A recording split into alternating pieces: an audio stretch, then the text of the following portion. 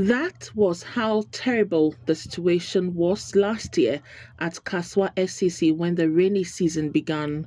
It came along with heavy vehicular traffic as cars could hardly get their tires through the flooded areas. A visit to Kaswa SCC Saturday revealed the gutter that should make way for rainwater to flow freely has been choked with sand and plastic waste.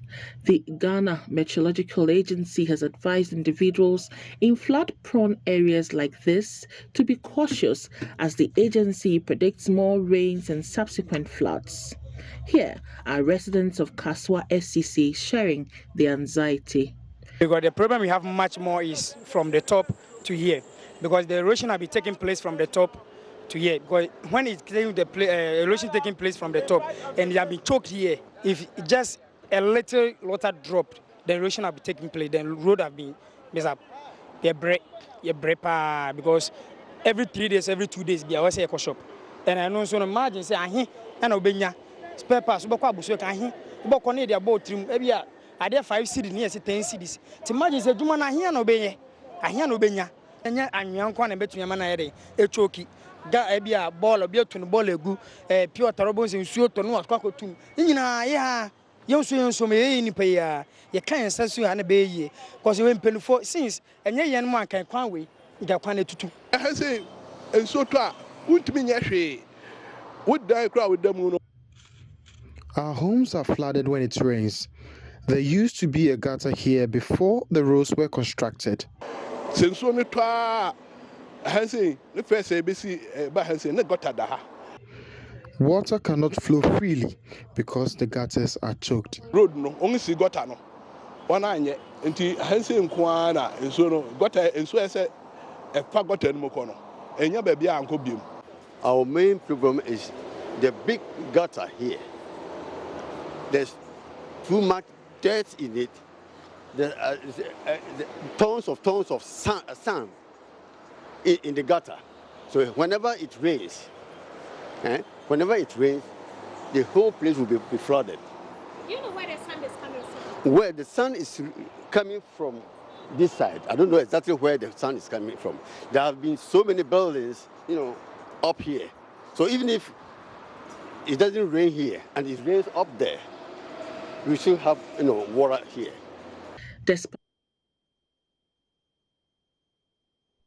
Well, as it is, we have to get a broader perspective on the subject, and what a way for us to start, because all of us will be involved and also need the right sort of education. And so we decided to bring into the studio Mr. Joe Tete Portuphy, a Deputy Director for the Ghana Meteorological Agency. He's right here. Good morning to you, Mr. Portuphy. Good morning. Thank you for having me. And also joining us from Dredge Masters. They have been desilting the Odor, the channel of the Odor River itself from Caprise right down to the Kole area, leading or that makes entry into the sea just along the Kole Gono area. And Captain Ansar Ahmed Khan is right here. And good morning to you. Good morning. Thanks for having me here. Okay, he's the Managing Director for Dredge Masters Limited. But in the meantime, I have to start with you. That alert that you issued before the close of the weekend, what was it about? Because you saw some forecasting? Yes, every year we do what we call a seasonal forecast. So we have March, April, May, and then June, July, August. That's the peak of the rainy season. So we do that for the whole country. And that's what we came out with last week. To inform farmers and everybody about how the pattern of the rainfall is going to be. And what we said was that there will be some places who have early rain for onset. It means the rain season will start early at some places, and in some places too, it will lag a little. But what we saw, so we were able to do what we call the amount of rainfall or volume of rainfall that will come from April, May, June. And when we quantify, we realize that some areas will have above rainfall when you compare it to last year. And some will also have below rainfall when compared to last year. Or when you take about 30-year period over an area, and we look at what will happen in that area, we can decipher and see whether they will have more rain or less rain. That's what we came out with last week. But they tell us that the weather pattern has changed. So climate change has influenced many things. There's even heat. So when you say it's going to rain, people doubt.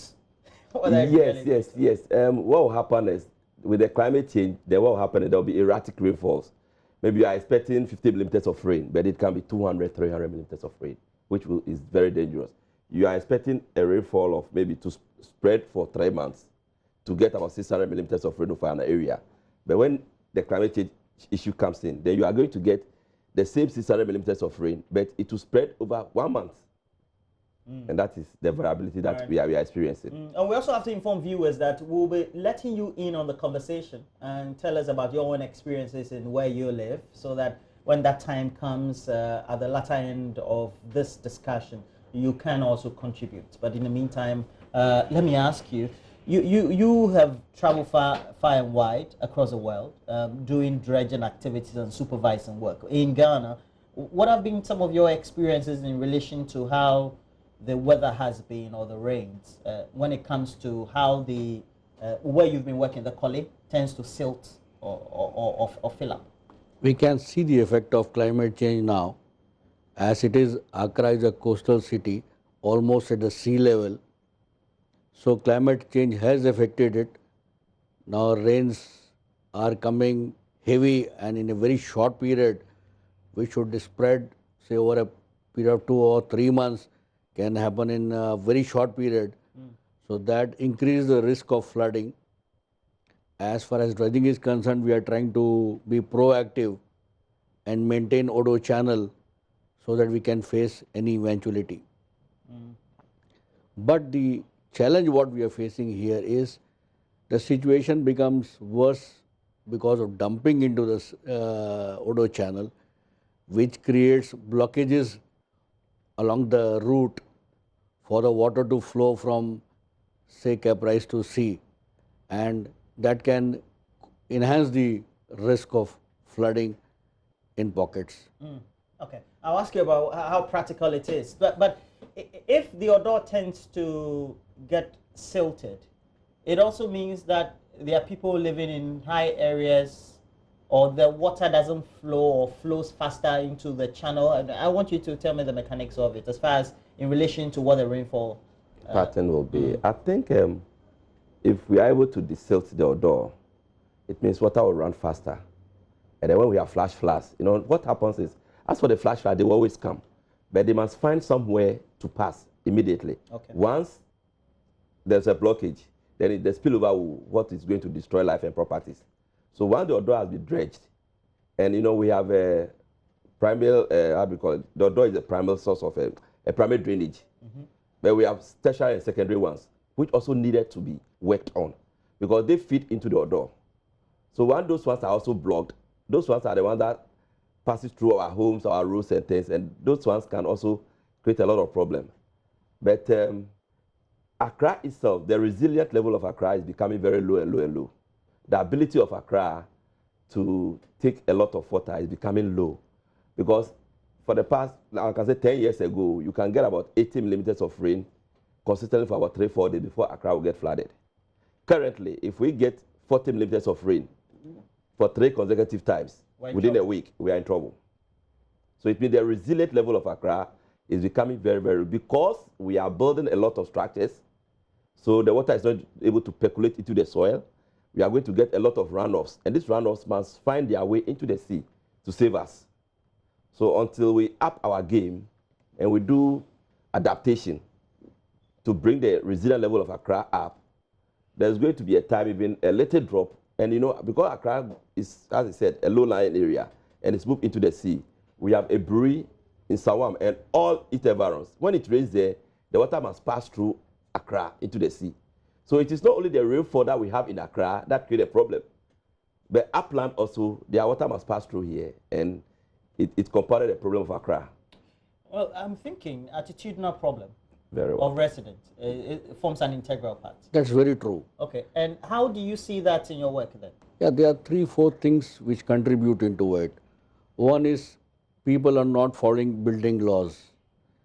They are not following building laws yes. Because they have been defined that you have to keep so much gap from the banks. You cannot build here. You have to leave so much courtyard, so water to percolate into the ground. So all those things are increasing the risk. Second is settlement close to the drainage. See, if you see at Odo, you have lots of settlement very close to the channel. So any flash flood will cause serious loss of life and property. So local bodies have to see into it. Because flash floods can happen anywhere, at any time. And also dumping of waste is a serious issue because it creates local blockages. Because to water to flow to the sea, it needs a minimum velocity to pass through. And we have to appreciate that this is a coastal city. Coastal city means you are affected by tide. So unfortunately, if heavy rains coincide with high tide, at that moment, basically sea is acting like a gate, is stopping the water to go out. So water has to wait for sea to go down. That is about at least 4 to 5 hours wait. So we should have that much capacity to hold water. So all these things are contributed. Dredging is one of the methods to mitigate and is quite successful for past so many years. With grace of God, from 2015 onwards, we did not have floods, but does not mean that we should become complacent.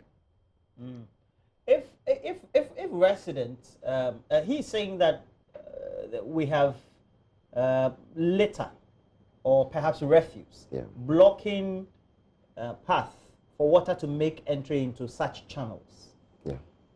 What does it mean? Where are the blockages coming from? Is it upstream or perhaps inner city, etc.? And so when it rains, it's washed down. What's the mechanism or the explanation? It is both, because when you look at what happened just Friday, I don't know whether you saw the viral video that was going on. I saw the viral video. Yeah, and look, it just some millimeters of rain, less than 20 millimeters of rain. And when you look at what was passed, it was not water, it was solid waste that was flowing. And I think we need to up our game when it comes to enforcing our laws, because almost all the things that we are doing are anthropogenic. They are our own making. If you allow people to build along to have settlement along the waterway, invariably they'll be dumping their waste into, because they will refuse to pay the Zoom to, so they'll dump their waste into it, and that will create a lot of problems. So we need to up our game. They say when you are going to build, there is a demarcation that you need to leave, a place to make it green. But when you go to people's home, they've pavement everywhere. Everywhere is paved. Wherever you pass is paved. At the end of the day, that running water must find somewhere. And I don't understand. You're saying that my cemented house, I should go and break them? You are not allowed to pave the whole house. If you have one plot of, there is a portion, it's in the building code, that you need to allow it to at least, it should be green. That's very true. When it rains, the water must percolate in your area. So if everybody does that, few or little water will have runoff. But once you pave everywhere, Jesus Christ, that's why that is creating the resident level of Accra. So it means that we're seeing this up from the Ibri Hills, and it's trickling down. Does it mean that the city is low lying? Yeah. That is the explanation. So it's on a steep. No, by nature. What's the landscape? By nature, all the water emanating from catchment area of Odo has to pass through Odo and go to the sea. But suppose there is 100 units of rain, some portion has to go into the ground, percolate into the ground. What he was explaining, that is not happening. Yeah. So that is adding to the quantity. And secondly, as it reaches Odo, you have refuse being dumped. So again you are bringing down the velocity of water down. So basically you are creating barriers for water which nature did not plan. If you leave nature to work, see, siltation is an ongoing process which is natural. It can be handled, but we are adding to the problem by man-made problems, like not following building laws, not allowing dumping of refuse into the Odo, as well as in primary and tertiary drains. See, primary tertiary drains are very critical. If you see when you have floods in industrial area, that drain leading to Odo channel gets blocked or is almost blocked. Yeah, almost blocked. Almost all the time. They are all blocked. So you see them. Okay, so what's the mechanism? So if the channel is, or if the entry into the main channels are blocked, whether from upstream or whatever, or from the middle section or even the lower, it means they tip over? Exactly. What is happening? First thing, quantity which should come to Odo is much more than what nature decided to come to Odo. Yeah. That's one. And secondly, when you block this primary and tertiary drains, they are passing through localities, densely populated areas. So obviously they will overflow. And the magnitude of the problem will be magnified a lot. What you are seeing viral video is from Nima. If you see, it doesn't look like a flow of water. It looks like a flow of rubbish and solid waste. What we are having viral video going around for last 3 days. The viral video, this one. Yes. See, hardly you don't see water. You have to really search for water where it is. So ideally, we should be seeing water. Yes, exactly. And you see, nature has made it in such a way that Accra itself has detention ponds. Anywhere. You mean if we had followed the natural order? The natural order. We had detention pond. That is what we call anything Jowulu. It means Joy is valley. So wherever you see Malajo, Jowulu, and that sort of thing, it means naturally it's a valley area. And you call it a detention ponds because if there is a lot of rain, they can hold the water for some time before releasing it into the Odo. But currently we don't have any detention pond anywhere. So all the water must flow. And if it must flow, that's what they do, destroy our properties and lives. So we need to go back and create detention ponds along the way so that at least they can hold the water for, if not 1 or 2, 3 hours before it releases it. And that is what the plan that Accra is going to look at from the Gary project that is coming on very soon. They are going to create detention ponds in certain areas so that at least it can hold the water. And then our vegetable farmers can also use that detention pond to do their... What do you call it? The Gary project. Gary. Greater Accra Resilient Integrated Project. Development project, yes. It's in the pipeline. Yeah, you sound like a politician. No, because I'm part of I'm on a component one of that project, which is developing early flood warning system. Tell me about the Gary project. The Gary project is a multi-ministerial, multifaceted project. It's a World Bank project. We all heard it, about 200 million for the first phase, where we're educating the public. That's what yes. Some areas will be enlarged, some drainage areas will be enlarged, some detention ponds will be developed. We'll try to get what we call early warning system with the hydrological services because they are in charge of flooding. NADO will come in to sensitize the people. District assemblies, cemetery assemblies will also come in to do their little drainage so that it can flow into the Odo. So you have various committees. Various committees, various components of that project. We just came from a workshop yesterday morning on the same project. And we believe that when we do all those things very well, and we are able to communicate and sensitize the public about it, and then we also make sure that we enforce the laws by the MMDAs, then I think we will have... What does enforcement of laws means? They should break buildings or what? No. At least they should sanction people who put refuse in the drainage systems. And when the building is on a waterway, I think NADO must be given the power to... Because when you put something on a waterway, it's not going to affect you. It's going to affect others. So you need that thing must be moved out of the waterway.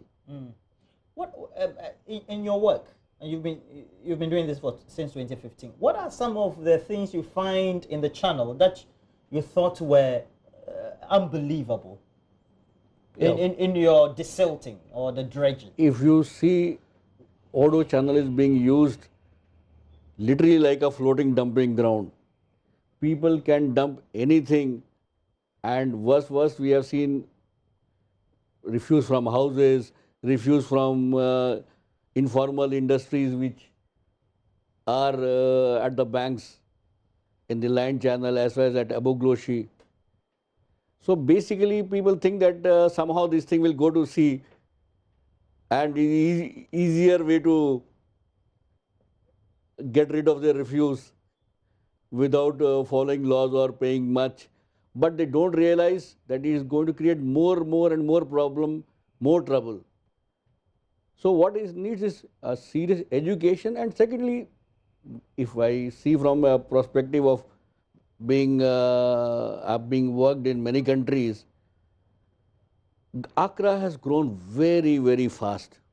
You mean in terms of population? Yes, and land bank? Because it is a nucleus for the country now, is a major center for employment opportunities in the country. So the growth of population has been quite fast, then developments had caught up with it. So basically, even this factor has to be looked into, that entire population or major part of it should have other centers also to gain employment, to do business, so that pressure on Accra goes down. So urban development, urban population management, all those also have to be seen in the long term. Does it mean that in other countries they will say that they are moving the capital because of the over concentration of economic activity and all that to a new city, etc.? Should we be thinking in that stead then, while we implement things like the Garrett project and many of the educational actions that are involved? Yeah, I think the as you said, the growth of Accra is becoming exponential. Because Accra is a small city. It's a small the city. Landmark The landmark is small. So I think we need to be thinking of. I think that thought came some years back when they said they are going to move the city to somewhere, I don't know, around Odua or somewhere, I don't know. But I think we need to talk about that. Most African countries have done it. Nigeria have done it. But the Lagos is becoming something. So they moved to Abuja so that we can properly plan. It's the planning. You can have a small city with a high population, but if it is well planned, we build laterally. We don't build vertically. We change our building and then we are building vertically. You can have a small area with big drainage. Everything is well connected, and we can go better. The way Accra is going, when I have my land, I can choose what I want to do on it. Even where they said build this, I can decide to build 4-story building. I can decide to build, and the laws. I mean, I believe we need to. But having a new city will be good. If we plan, because if we don't plan and we send a new city somewhere, we treat it like Accra, it will come back. 100 years time, it will come back like this. We need to plan. You need to plan. Does it mean education is not enough? Sensitizing people is just one aspect, and that the planning also becomes a comprehensive. Now you need to plan, you need to sensitize, and you need to enforce the laws. So these three things must go in hand, go all together. You don't need just to talk to people and then human beings as we are, we find easy way of doing things. But when the law is there, definitely people will fall in line. So we need to at least make sure that at least the laws, I believe in the laws, because laws are made for men. So when they are for man, we need to put everybody online. If I don't have a driver's license, why should I drive? So if I'm not supposed to put my refuse here and I put it there, sanction. Because you see, all the plastics that we saw are going into the sea. When they get to it, we are marine. They're not going. They are going to get locked up in your door. Exactly. Yeah, invariably. Because ideally they should have been going to the sea. Invariably, some of them will get into the sea, and we are destroying the marine life. Some of the fishes will be taking this thing, and then you see them dying off and that sort of thing. So we need it's a comprehensive thing that we need to do. Right. Now let's speak to Mr. George Isi, the Communications Director for the National Disaster Management Organization. Now, Mr. Isi, thank you for joining us. In the first place, well, let's talk interim. What plans do you have now, knowing that NADMO has issued the warnings and the dredging companies as well as the allied agencies like the Metropolitan Assembly are all on it saying, look, we need to do something about it. You come at the end when there's a disaster, but do we have any pre-actions that usually are undertaken by NADMO in this process? Yeah, thank you. NADMO collaborates all the time with the Metro on these things. We put workshops together, and so we are briefed before the time, and the Hydromet department, updates the organization on what the warnings are. And so yes, we've been forewarned, and all of us, we are actually putting our trust in the informing our people, especially those in the flood-prone zones. Normally, before the rain set in, our Director General, officers from the Ministry of Works and Housing, Hydrological Services Department, and as you said, the Metropolitan Assemblies, we take a tour to the flood-prone zones to see the situation, and if we need to attend to them immediately to defill, dredge, or whatever before the rain set in. We yet to do that, but there are some dredging works going on in some parts. Again, we've won our district directors and volunteers, disaster volunteers, to continue to sensitize people within such communities, the flood-prone areas, about what Meteo is saying. We will be able to save more lives in case the rain sets in and the floods are heavy.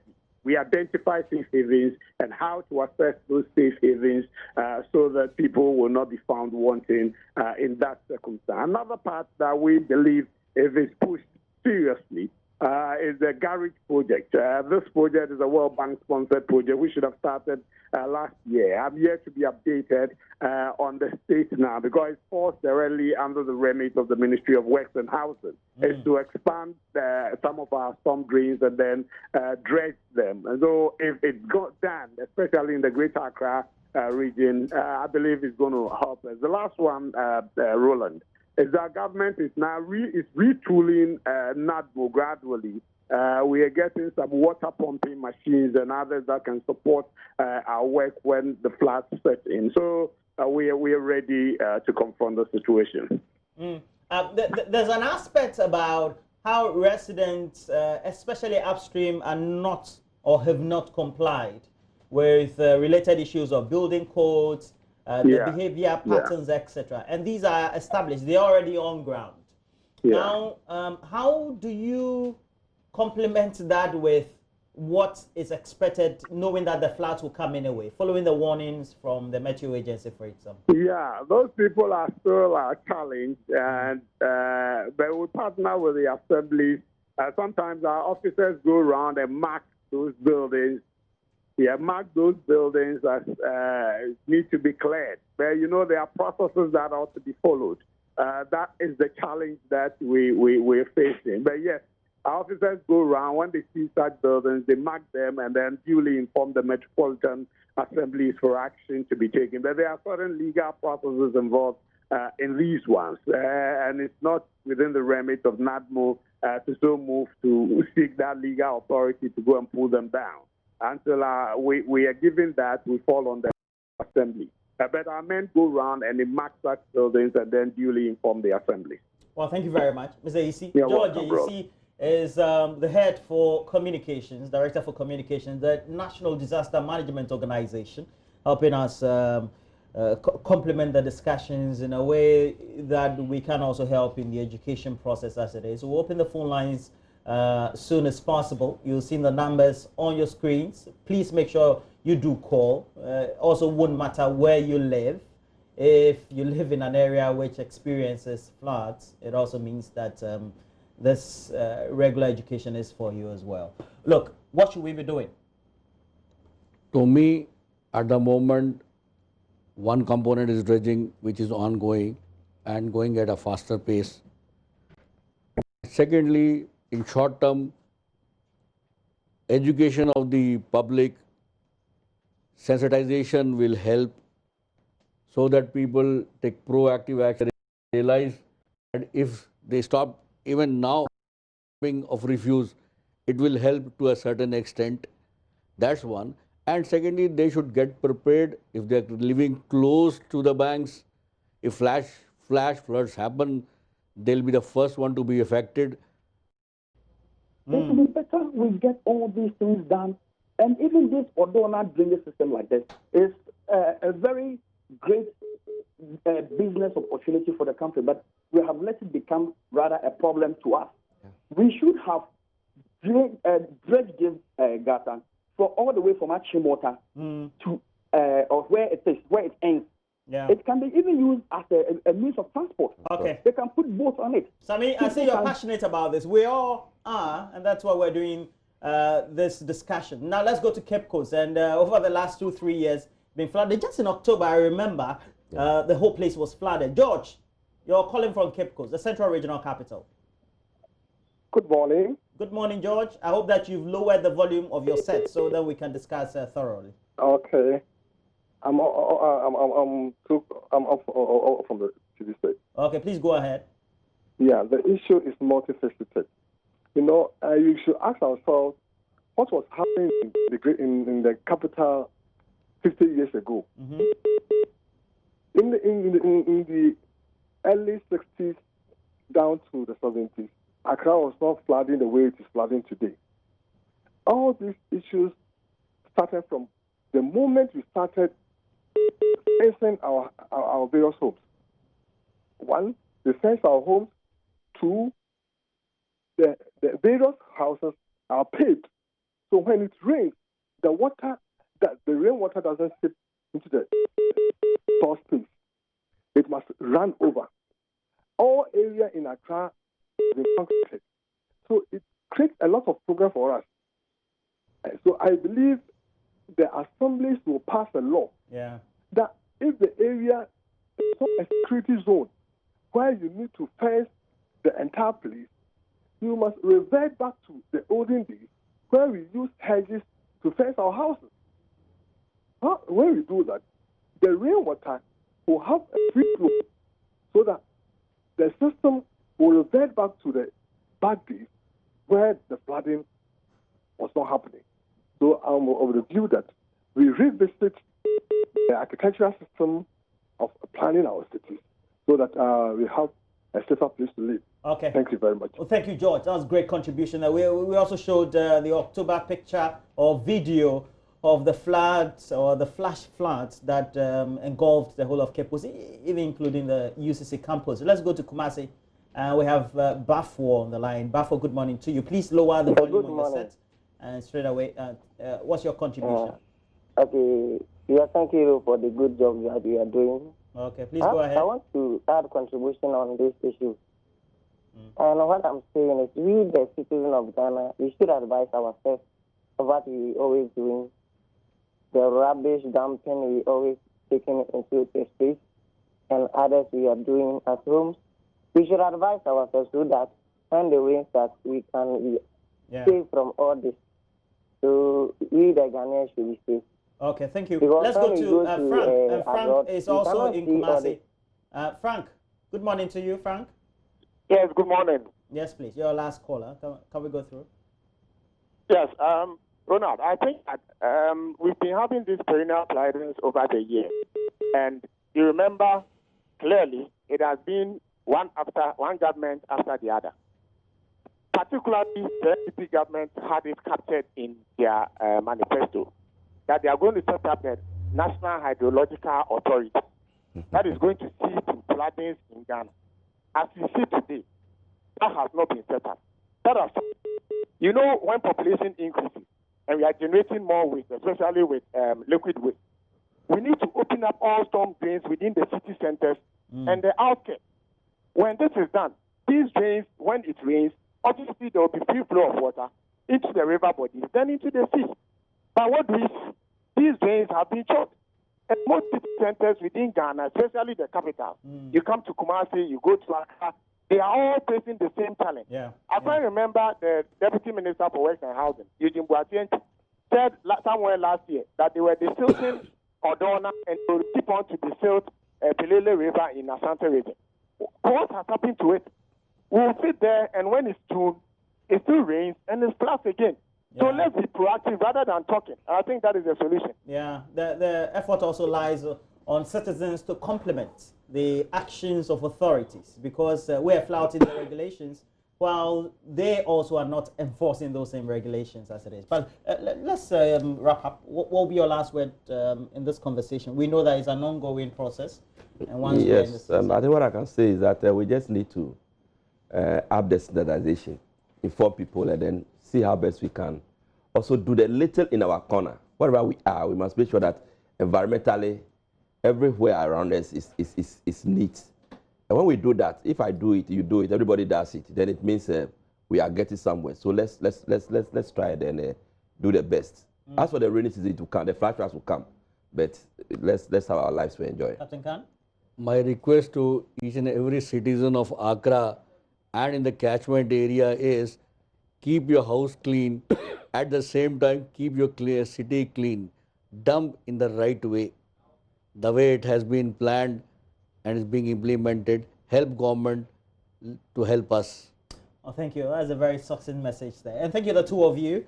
And we had on the line George AC, Communication Director for the National Disaster Management Organization, helping us or complementing the discussion. But right here in the studio, Captain Ansar Ahmed Khan, Managing Director for Dredge Masters Limited. They foremost are helping with the dredging of the Odo. And then Mr. Joe Tete Portuphy is Deputy Director in charge of forecasting for the Meteorological Agency. Thank you very much. Thank you for having us. But moving on, we also want to tell you about what the directive is. From 1st March, you wouldn't have been able to apply your passports manually.